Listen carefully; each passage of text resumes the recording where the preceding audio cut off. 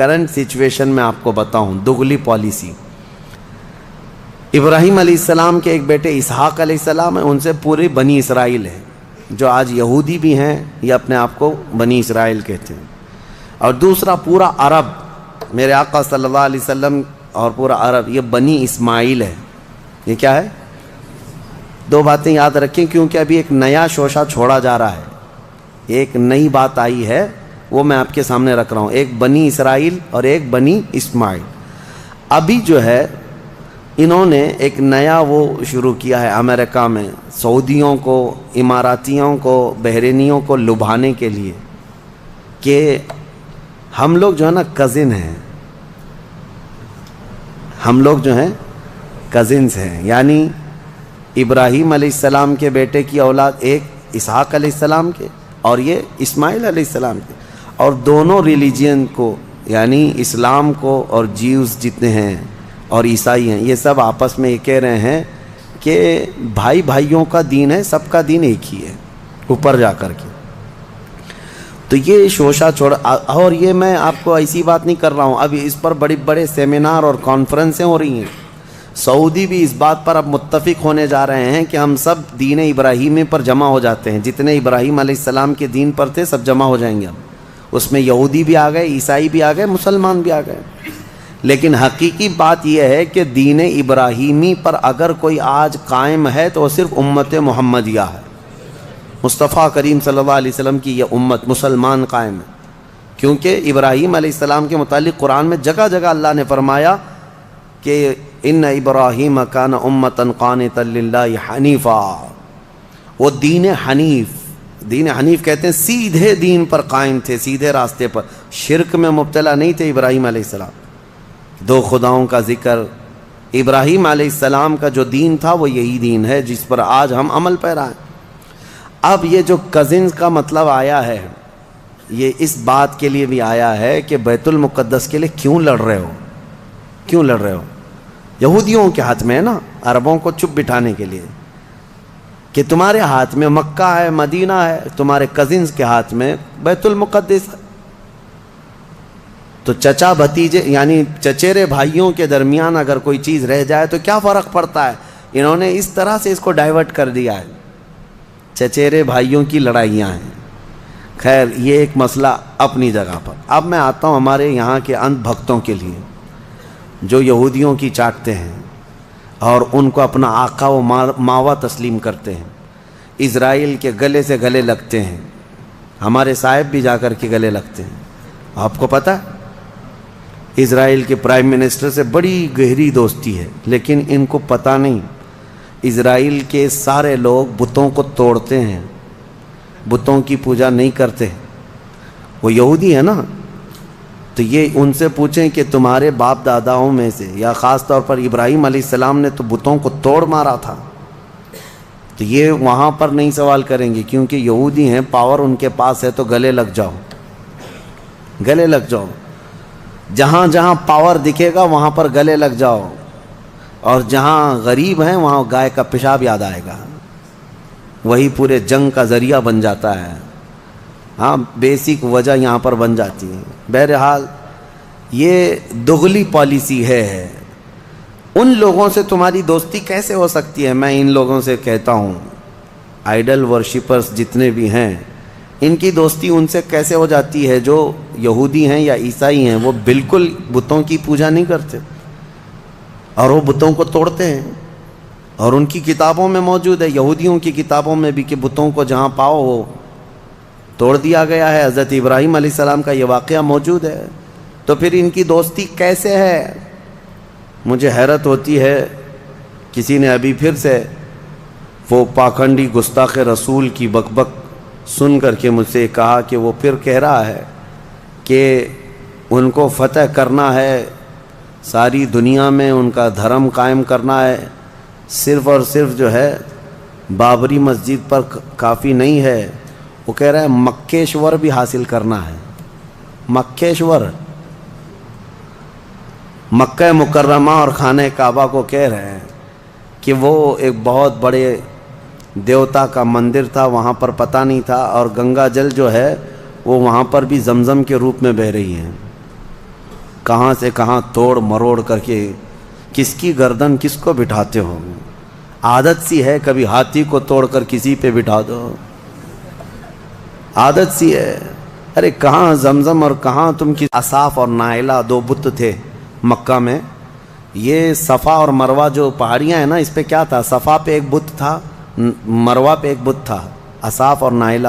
یہ دو کون تھے پتہ ہے؟ تاریخ میں یہ بتایا گیا یہ دونوں دو عاشق تھے قبیلہ بنو جرہم کے، اور ایسے کہ یہ چھپ چھپ کر کے اپنے خاندانوں سے گناہ بھی کرتے تھے، زنا بھی کرتے تھے. اور ان کے خاندان والوں نے جب دونوں پر پابندی لگا دی تو ایک بار یہ حج کے قافلے میں آئے اور خانہ کعبہ کے پاس بھی انہوں نے بدکاری کی کوشش کی. ابھی کوشش کر رہے تھے تب اللہ تبارک و تعالیٰ نے ان پر عذاب نازل فرمایا اور ان کے پورے جسم پتھر کے بن گئے تھے. تو برسوں تک ان کے اسی جسم کو لوگ کھڑا کرتے تھے اور ان پر جوتیاں مارتے تھے. پھر دھیرے دھیرے شیطان لوگوں کے دلوں میں یہ بات ڈالنے لگ گیا کہ یہاں جو بھی صفا مروہ پر صحیح کرتا ہے ان کو چھو کر کے جانا ہے. کچھ لوگ چھونے لگے، بعد میں پھر پوجنے لگ گئے. پھر نبی پاک صلی اللہ تعالیٰ علیہ وسلم نے ان کو بھی توڑ کر پھینک دیا. یہ تاریخ تھی. جو خانہ کعبہ کی طرف برائی کا ارادہ کیا وہ دھنسا دیا جائے گا قیامت تک بھی. جسے اگر یہاں بیٹھ کر کے بہت شوق ہے تو نکلو اپنے گوفے میں اور جاؤ، اور پھر دیکھو اللہ تبارک و تعالیٰ کے عذاب کس طرح سے تم پر برستے ہیں. اللہ کریم اپنے خانہ کعبہ کی ہر زمانے میں حفاظت فرمائے گا. میں بات عرض کر رہا تھا ابراہیم علیہ السلام نے بتوں کو توڑ دیا تھا. اب ان کے لیے ایک آگ جلائی گئی، بہت بڑی آگ جلائی گئی جس کے شعلے آسمان سے باتیں کرتے تھے. ابراہیم علیہ السلام کو منجنیق میں رکھ کر کے اس آگ میں ڈال دیا گیا اور اللہ کا حکم آیا جو آج ہم نے تلاوت کیا. قلنا یا نار کونی بردا وسلاما علی ابراہیم. ہم نے کہا اے آگ ابراہیم پر ٹھنڈی ہو جا. اللہ کا یہ حکم تھا. روایت میں اس وقت دنیا میں جہاں جہاں آگ جل رہی تھی سب ٹھنڈی ہو گئی تھی. حکم تھا ایک آگ کو، لیکن دنیا میں جہاں آگ بھی جلی تھی سب ٹھنڈی ہو گئی. ابراہیم علیہ السلام اس آگ میں کئی دن تک رہے، گھنٹہ دو گھنٹہ نہیں، کئی دن تک رہے. جب آگ ٹھنڈی ہو گئی ابراہیم علیہ السلام اس راکھ سے اپنے کپڑے جھاڑتے ہوئے باہر تشریف لائے. کچھ بھی نہیں ہوا تھا کیونکہ اللہ تبارک و تعالیٰ جس کی حفاظت فرمائے. ابراہیم علیہ السلام کو آگ نہ جلائی.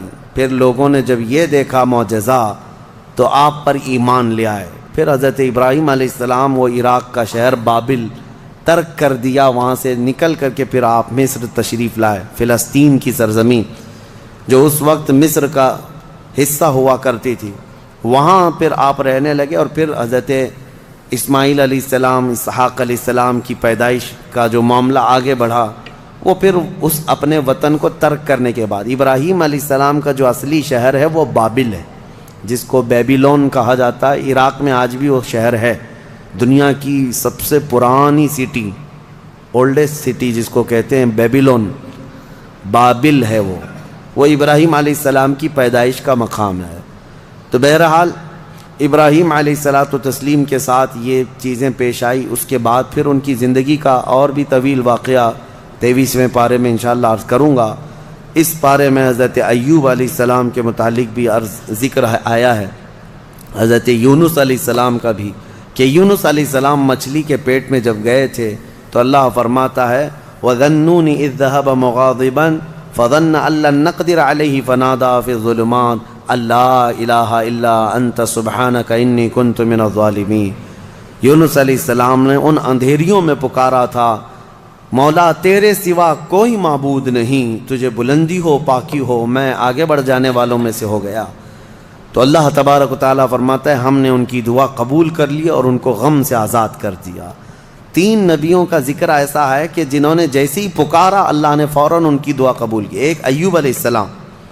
تینوں کے جملے سن لیجیے، تینوں کے جملے. ایوب علیہ السلام کو آزمائش میں مبتلا کیا گیا تو سخت بیمار ہوئے تھے.